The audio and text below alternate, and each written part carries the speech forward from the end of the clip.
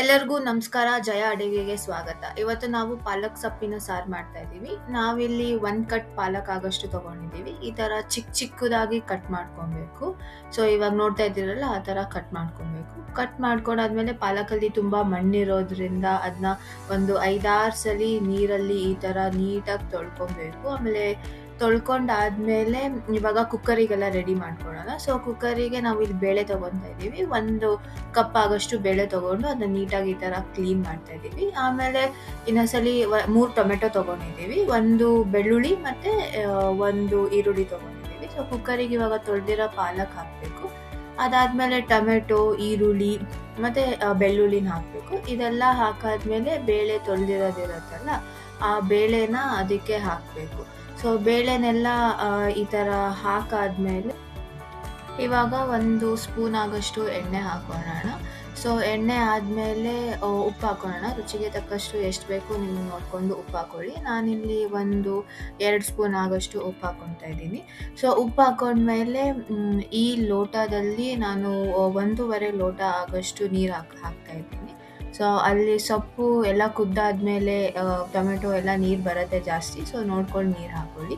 ಒಂಚೂರು ಈ ಥರ ಮಿಕ್ಸ್ ಮಾಡ್ಕೊತಾ ಇದ್ದೀನಿ. ಸೊ ಎಲ್ಲ ಉಪ್ಪು ಮತ್ತು ಎಣ್ಣೆ ಎಲ್ಲ ಕರೆಕ್ಟಾಗಿ ಮಿಕ್ಸ್ ಆಗಲಿ ಅಂತ. ಸೊ ಈ ಥರ ಮಿಕ್ಸ್ ಮಾಡಾದ್ಮೇಲೆ ಕುಕ್ಕರ್ನ ಮುಚ್ಚಿ ಒಂದು 6-7 ಕೂಗು ಕೂಗಿಸ್ಬೇಕು.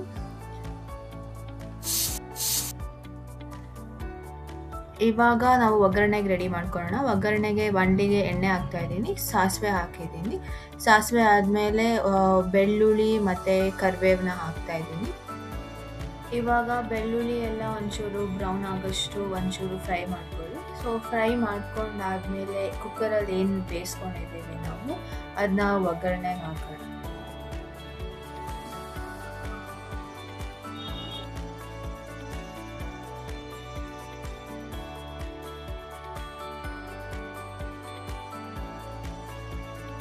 ಇವಾಗ ಇದಕ್ಕೆ 2 ಸ್ಪೂನ್ ಆಗೋಷ್ಟು ಸಾಂಬಾರು ಪುಡಿ ಹಾಕ್ತಾ ಇದ್ದೀವಿ. ಸೊ ಸಾಂಬಾರು ಪುಡಿ ಹಾಕಿದ್ರೆ ಸ್ವಲ್ಪ ರುಚಿ ಚೆನ್ನಾಗಿ ಬರುತ್ತೆ. ಸೊ ಸಾಂಬಾರು ಪುಡಿ ಹಾಕಾದ್ಮೇಲೆ ಇದಕ್ಕೆ 1 ಸ್ಪೂನ್ ಆಗೋಷ್ಟು ಖಾರ ಪುಡಿ ಹಾಕ್ತಾ ಇದ್ದೀವಿ. ಸೊ ಇಲ್ಲಿ ನಾವು ಏನು ಹಸಿಮೆಣ್ಸಿನ್ಕಾಯಿ ಮತ್ತು ಖಾರಕ್ಕೇನು ಬೆಳೆಸಿರೋದ್ರಿಂದ ಸೊ ಇಲ್ಲಿ 1 ಸ್ಪೂನ್ ಆಗೋಷ್ಟು ನಾವು ಖಾರ ಪುಡಿ ಹಾಕ್ತಾ ಇದ್ದೀವಿ. ಸೊ ಖಾರ ಪುಡಿ ಹಾಕಾದ್ಮೇಲೆ ಈ ಲೋಟಗಾಗೋಷ್ಟು ಕುಕ್ಕರಲ್ಲಿರೋದನ್ನೆಲ್ಲ ತೊಳ್ಕೊಂಡು ಈ 1 ಲೋಟದಷ್ಟು ನೀರು ಹಾಕಿ ಸ್ವಲ್ಪ ಕೊತ್ತಂಬರಿ ಹಾಕಿ ಇದನ್ನ ಚೆನ್ನಾಗಿ ಕುದಿಸ್ಬೇಕು.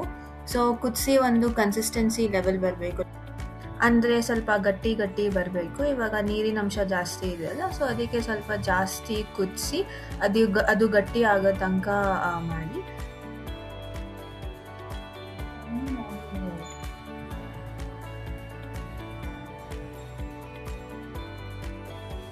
ಈಗ ಈ ಸಾಂಬಾರನ್ನ ನೀವು ಚಪಾತಿಗೆ, ಮುದ್ದೆಗೆ, ಅನ್ನಕ್ಕೆ ಎಲ್ಲ ತಿನ್ಬೋದು. ಇವಾಗ ನಾನಿಲ್ಲಿ ಅನ್ನಕ್ಕೆ ಹಾಕೊಂಡು ತಿಂತಾ ಇದ್ದೀನಿ.